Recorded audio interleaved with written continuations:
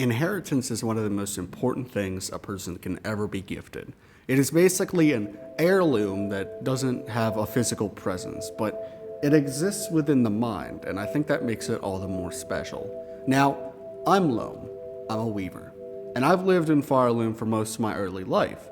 That isn't to say, though, I have forgotten my inheritance. I haven't forgotten my inheritance, is what I'm trying to say. I sound fucking stupid, pardon me.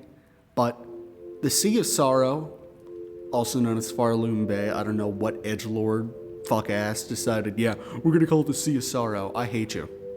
I genuinely, whoever decided that, I hate you. But also, diving bell weavers are some of the more elusive of the weaver type. And that's saying something, because weavers are already elusive. And these huntsman weavers that you see throughout Silksong, that's right, they're huntsman weavers. And the farlids you see are huntsman farlids. They're the most common in Farloom. See, while there are many types of them, and of course there are many variations, the diving bells were one type that, again, proof that they got ascended. But the reason they got ascended is really fucking stupid. I'm going to get into the biology of what diving bell farlids and diving bell weavers are before I get into talking about the stories and telling you the stories that I have decided to inherit and tell to you all. Because in Texas, there are no other diving bell weavers to talk to. Which kind of sucks. But that's okay. The thing is, this video is definitely going to be one of the more somber that I have done. Probably less funny and more of world building and storytelling for you all. So I will put a timestamp into whenever I actually start talking about the stories from the Sea of Sorrow before, I talk about the diving bell farlids, which would be now. God, I'm stupid. I'm so sorry. My brain is still fried. I got hit in the head with a plank yesterday and I started hallucinating. I had to go to the hospital. I'm fine. I just need to figure my shit out. Okay. So yes, this will be a more somber world building video. Okay. But it's something I thought would be pretty cool with CSRO coming around the corner anyway. But like I said, here's the timestamp if you want to hear the actual stories, and let's get into the diving bell farlids. Actually, don't get into you can get into me. I'm sorry. Diving bell farlids are, first of all, blue. You've asked me before, everyone's fucking asked me at some point. First of all, why are you a guy? And why are you blue? Why do you have a dick? Many important questions. I think those questions came from the first ever video I made where I talked about Farloom's lore, and they were more concerned about the fact that I had balls more than the fact that, I don't know, the conductors are kind of fucked up. But you know what? That's a fair thing to be worried about. Balls always win. What the fuck am I? Jesus Christ. So, diving bell farlids and diving bell weavers share the same pigment, obviously. But why are diving bell farlids blue? Now that is a great question. People have asked me that before, and I've never given a good answer. See, the reason why diving bell farlids are blue is because they spend all of their life underneath the waves in the coral reefs in Farloom Bay. And the thing is, it's a part of survival. It's part of camouflage. You see, if I were to look at you 5 fathoms below, that means I'm deeper. I don't know if everyone knows what fathoms are. And I were to look up at you on the surface. You're just swimming around on the surface. Well, not on the surface, but slightly below it. And you had all black on. I would see you pretty instantly because the backdrop would be bright blue. However, if you were wearing bright blue or blue, it would take me longer to see you because you blend into the environment. That's why a lot of sea creatures are not black. Well, there are some black sea creatures, but a majority of them have different pigmentations and different colors, so that way they can camouflage properly into their environment. I don't know if you clicked on a Hollow Knight video expecting to learn biology, but yeah, that's a real thing. That's not just some Hollow Knight bullshit. That's real. So the reason why a majority of diving bell weavers are male, I had a country tang there for a second. The reason why a majority of them are male is because in the genus, this is going to take a little bit of explaining, so follow me here for a second. I'm going to put 2 images up on screen. The one on the left is a huntsman farlid, and the one on the right is also a huntsman farlid. But the difference is the one on the left is what the female huntsman farlids look like, and the one on the right are the males. Now you see, the reason for this is because their environment calls for more aggressive and ferocious activity. So they don't worry about the ocean currents, okay? They just have to worry about, I don't know, living on land. Fucking landlubbers ass.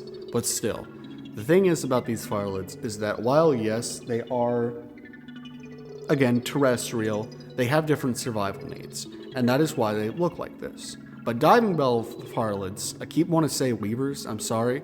Diving bell farlids are completely switched. So the ones on the left are the males and the ones on the right are the females. They also have rounder heads and with silk bubbles because that's how they breathe underwater. But also, they're blue. Yeah. You can probably see why Grandmother Silk got confused when she was ascending the female farlids, because there were some of the male farlids, male diving bell farlids that she ascended, and she was like, what the fuck? And that's how I was made. She got me confused with a woman. I mean, to be fair, I don't expect a higher being to understand basic biology, like at all. I don't think the Pale King knows how to count, so yeah. Everyone says, well, they're gods, they should know everything. You fucking people. Yeah, you fucking people. Okay, alright, cool. So if I went up to, let's say, trying to think of a good example that I'm gonna stop talking, actually. I've already had enough bad luck in my life, but still. So, you might be wondering, why do they flip like this? Why are they, again, flipped? Why are they flipped? Why are you flipped? I don't know why I keep repeating myself. I had a minor concussion, and now I feel weird. That might be another reason why this video sounds like a fucking acid trip. But, diving bell farlids, the males, are built like this so that way they can navigate through reef mazes. They can court through motion, but also guard egg clusters and the hive. See, diving bell farlids live in hives. They live in big groups under the waves. They have these giant silk cocoons and like this giant silk hive underneath the waves. And the males are built like this so that way they can properly guard and properly, take hits like a tank on behalf of the other farlids. And the reason why the females look like that is because they're used to not only anchor the cocoons and, make silk for the cocoons, they act as living ballasts during migrations because, yes, these things do migrate and these things will fucking jump at you. But also, they carry more mass because they take a lot less damage than normal farlids do. These guys are tough. These guys are like fucking Big Daddies from BioShock. That's not even a joke. Actually, that's a pretty good example of what a male diving bell farlid is. It is a Big Daddy. And you want to know what the females are? The Big Sisters. If you haven't played BioShock before, you should. It's really cool. But yes, that is the basic biology of farlids. Diving bell farlids. Jesus Christ. But also, that's why some of them were ascended the way they were, because Grandmother Silk is not all-knowing. She makes silk. For fuck's sake, have you ever met a person who knows how to work a loam, who is smart? The stories that I inherited from whenever I was in Farloom, and of course eventually had to leave, are some stories that I had to write down, because I knew with everything going on, I would eventually forget them. I was going through some of my old stuff whenever I found all my old notebooks from Farloom, and I was like, man, I should talk about this on a video. So I have 3 stories for y'all today. 3 stories passed down from Farloom Bay that talk about what the Sea of Sorrow, quote unquote, is like. And I really don't know much about each story. I know a few things, but I'm just going to read them out to you, okay? Now this first one is called The City and the Reef. This was apparently written by a poet pilgrim. Now the thing is about these poet pilgrims is I actually don't know much about them. All I know is that they're fucking stupid. Far down where silk forgets the sun, and currents kneel beneath the reef's Vodun, there lies a city meant for none, who breathes by will, not by renown. No tower breaks the water's shattered skin, no bell rings clear, only whispers of sin. The city folds itself forever in, a drowned citadel woven into stone. Its streets are silk, tensioned spine to spine, drawn taut between the ribs of ancient coral. Its arches curve like thoraxes divine, carved not for beauty, but forged in brine. It is there that bells hang still, not rung by hand nor hymn, but swollen with the weight of the waiting horizon. Each breath a debt, each motion measured grim, for pressure there is a law that never lies. The outcasts dwell where currents twist and tear, the misshaped, the inverted, those never stricken with fear. Those cast away when surface names were unfair, or when the open seas demanded levy. They anchor their homes with horn and hardened shell. They bind their youngs in lattices while warding the gates to hell. Their cities do not gleam, it holds as well as any grave that keeps the honored dead. Yet none may reach it lightly, none may stray, for round the reef the sea hunters stay, the wardens who hate the light of day, vicious as hunger and silent as gray. They drift like moons with events that sing of strain, their carapace scarred thick by the unending rain. They strike not out of wrath, nor joy, nor pain, but the sea has not released them. Many have seen the glow and turn aside. Many have followed, and were swept away by the hunters in the tide, for the path that leads where sorrow learns to hide. Do not forgive the weak, the swift, the lone, or the pride. As I'm reading a lot of these, it seems like a vast majority of them were written by pilgrims or people from the perspective of pilgrims. I'm pretty sure this next one is fiction, but with every bit of mythology, there's always a seed of truth. Now, I don't know much about the truth in this. It sounds strange. I don't know how they could have written this. Yeah, I don't know how they could have written this, but still, I'm gonna read it out to y'all. This next one is called Bells, and the author really isn't known. It's very unknown how this writing came to be, if it was some work of fiction, something to scare people on the bay with, I'm not sure. But it still exists nonetheless, and I'm now going to read it to y'all. I was not meant to see the open sea. The pilgrim's charts marked the route as passable, a thin blue line skirting the reef's broken edge. I trusted the ink. I trusted the light. I should not have trusted either. The tide would turn without sound. At first it was only stillness, an absence of current so complete my vessel seemed pinned in glass. The mainland lanterns dimmed behind me, swallowed by mist and distance, until there was nothing left but water and the slow creak of my hull. It was then I began seeing dancing lights beneath the waves. They arose from below like thoughts I had not invited. Round shadows swelling upwards, their silhouettes distorted by depth. At first I mistook them for wreckage, old buoy bells dragged loose by storms. But then one moved. A vent along the shell opened, and the water sang. The sound was not loud, it was close. It pressed against my bones, a vibration that unsettled breath and balance alike. My hands shook as more shapes surfaced, dozens, perhaps more, drifting not as a swarm but as a formation. They were purposeful. They were patient. I saw silk then, stretched between them like lines of law. It caught my rudder first. The bow lurched. I hacked at the thread, but it flexed and held stronger than rope. They climbed. They didn't hurry. They never hurried. They were life ones at first, segmented, pale, their limbs folding and unfolding with awful grace. They did not bare teeth. They did not roar. They felt along the hull, testing seams, tracing weakness as though my vessel were some unfamiliar organism. Below them came the round ones. They did not climb, but they anchored. Their weight dragged the boat's stern down, water spilling over the edge. I screamed then uselessly as I tried to catch them three. A life weaver caught me. Not roughly, not gently, but with certainty. Silk looping my arm, my throat, and my waist. Its face was close enough for me to see my own reflection in its visor eyes. Confusion, not malice. The bell's song deepened. Pressure mounted. The boat cracked, wood complaining as though it were alive. I understood again that they were not attacking me. They were correcting a mistake. I did not belong in that water.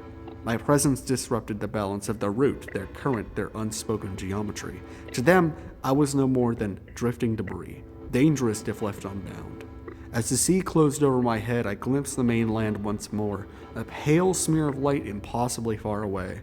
The weavers descended with me, bells swelling, silk tightening, the song resolving into something almost calm. The last thought I had was not fear, it was the certainty that the ocean had noticed me and decided I would not return. Now, our last story is called Sarasum. Now, I believe Sarasum is a word that comes from somewhere else. I don't really know who it's referring to or what it's referring to, but it seems to have been written by another pilgrim. Who would have fucking thought? But this one seems to be less of a pilgrim, more of like a fisherman, maybe a researcher. I'm not exactly sure. I haven't been to Farlid in a hot minute, and you probably wonder why. I don't know, genius. Maybe because I'm a weaver. Maybe I don't want to go back, so yeah, maybe I don't want to get killed horribly by a cult.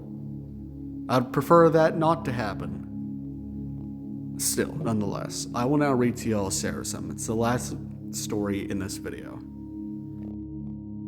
I record this while I still possess the discipline to do so.